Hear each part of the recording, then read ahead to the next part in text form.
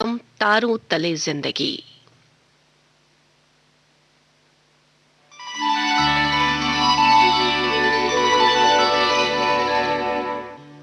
तारों तले जिंदगी।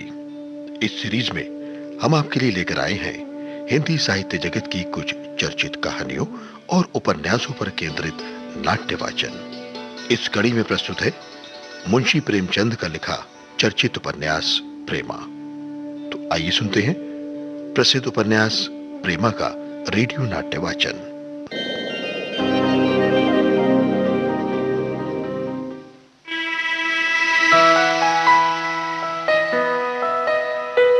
संध्या का समय है।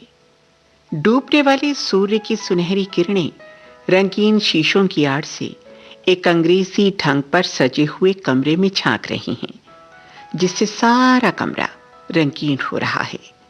अंग्रेजी ढंग की मनोहर तस्वीरें दीवारों से लटकी हुई हैं और इस समय रंगीन वस्त्र धारण करके और भी सुंदर मालूम होती हैं। कमरे के बीचों बीच एक गोल मेज है, जिसके चारों तरफ नर्म मखमली गद्दों की रंगीन कुर्सियां बिछी हैं। इनमें से एक कुर्सी पर एक युवा सर नीचा किए हुए बैठा कुछ सोच रहा है। अति सुंदर रूपवान पुरुष, जिस पर अंग्रेजी काट के कपड़े बहुत ही भले मालूम होते हैं। उसके सामने मेज पर एक कागज है, जिसको वो बार बार देखता है। उसके चेहरे से ऐसा विदित होता है कि इस समय वो किसी गहरी सोच में डूबा हुआ है। थोड़ी देर तक वो इसी तरह पहलू बदलता रहा, फिर अचानक उठा और कमरे से बाहर निकलकर बरामदे में टहलने लगा, जिसमें मनोहर फूलों और पत्तों के गमले सजे हुए थे। वो बरामदे से फिर कमरे में आया और कागज का टुकड़ा उठाकर बड़ी बेचैनी के साथ इधर उधर टहलने लगा। समय बहुत सुहावना था। माली फूलों की क्यारियों में पानी दे रहा था। एक तरफ साइज घोड़े को टहला रहा था। ठंडी ठंडी और सुगंध से भरी हुई हवा चल रही थी। आकाश पर लालिमा छाई हुई थी।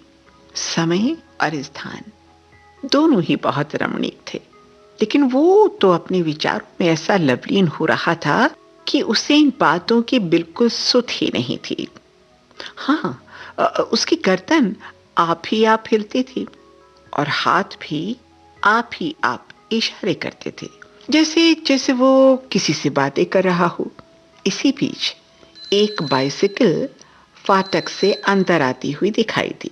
एक गोरा चिट्टा आदमी कोट पतलून पहने, ऐनक लगाए, सिगार पीता हुआ, जूते चर मर करता उतर पड़ा और बोला, गुड इवनिंग अमृत राय।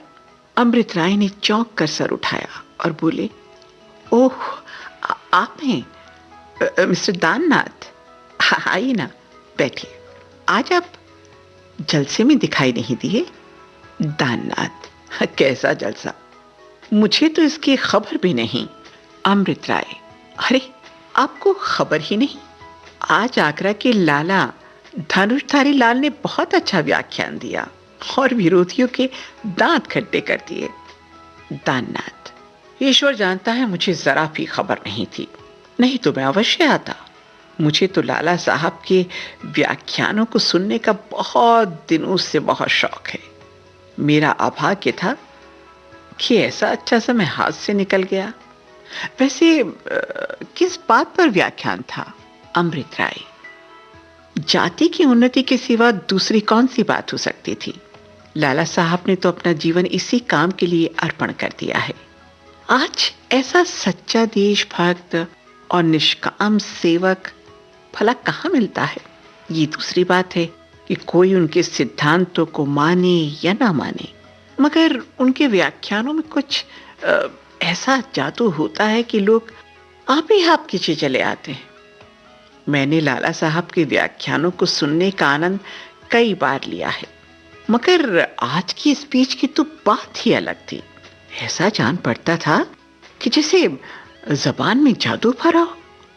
शब्द वही होते हैं जो हम रोज काम में लाया करते हैं। विचार भी वही होते हैं जिनकी हमारे यहाँ प्रतिदिन चर्चा रहती है।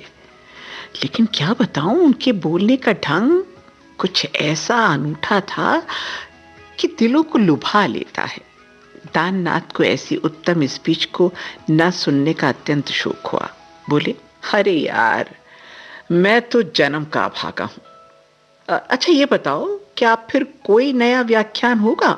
अमृत राय, नहीं आशा तो नहीं है, क्योंकि लाला साहब लखनऊ जा रहे हैं, उधर से फिर आगरा को चले जाएंगे, फिर नहीं मालूम कब दर्शन देंगे। दाननाथ, अपने कर्म की हीनता की क्या कहूं। आपने उस स्पीच की कोई नकल की हो तो जरा देंगे, उसी को देखकर ढांढस बांध लूंगा। इस पर अमृत राय ने वही कागज का टुकड़ा जिसको वो बार बार पढ़ रहे थे दाननाथ के हाथ पर रख दिया और बोले, स्पीच के बीच बीच में जो बातें मुझको सवार हो जाती हैं तो आगा पीछा नहीं सोचते। समझाने लगे, मित्र, तुम कैसी लड़कपन की बातें करते हो। तुमको शायद अभी मालूम नहीं कि तुम कैसा भारी बोझ अपने सर पर ले रहे हो। जो रास्ता अभी तुमको साफ दिखाई दे रहा है वो कांटों से भरा है। एक एक पग धरना बड़ा कठिन है।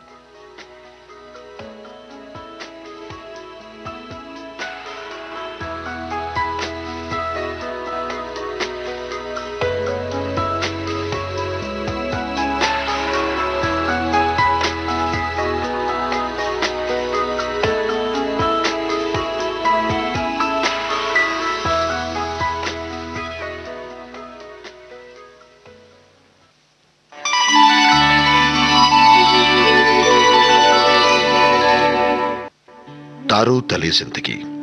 इस क्रम में अभी आप सुन रहे थे मुंशी प्रेमचंद का लिखा उपन्यास प्रेमा का रेडियो नाट्य वाचन। स्वर डॉक्टर ऋतु राजपूत का था और प्रस्तुत करता थी काजल सूरी।